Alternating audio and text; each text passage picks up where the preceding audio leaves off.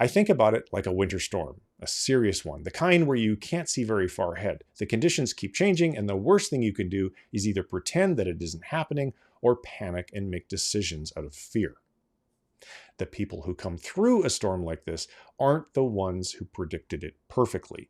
They're the ones who stayed calm, stayed smart, and kept moving, one good decision at a time. And that's what this show is.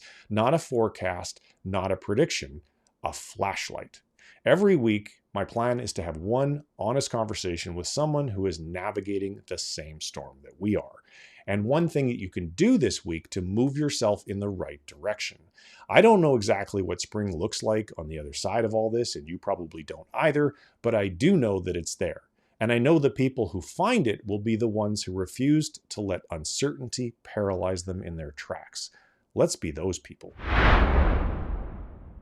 I want to shift gears now and tell you something that I think is the single most important insight I've discovered on this investing journey. And it's something that the wealthiest people in the world, well, they've known it for decades, but that most of us, if we're not in the elite wealth category, we were never taught.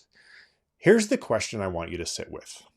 Where does the top 1% actually put their money? Not where they tell you to put yours. Where do they actually put theirs?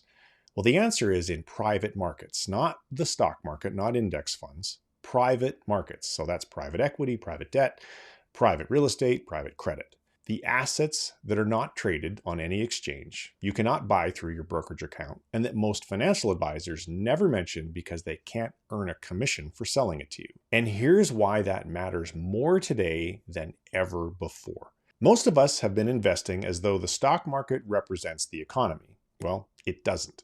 Not even close. According to Apollo Global Management's chief economist, 87% of companies in the United States with revenue greater than $100 million, they're not on the stock market, they're private.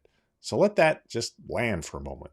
The vast majority of economic activity in this country, the real businesses, the real assets, the real wealth creation, it's happening in markets that most investors have zero exposure to. Meanwhile, the number of public companies has been declining for years. We have fewer publicly traded companies today than we did 2 decades ago. The opportunity set in public markets is shrinking. The opportunity set in private markets is enormous, and it's growing.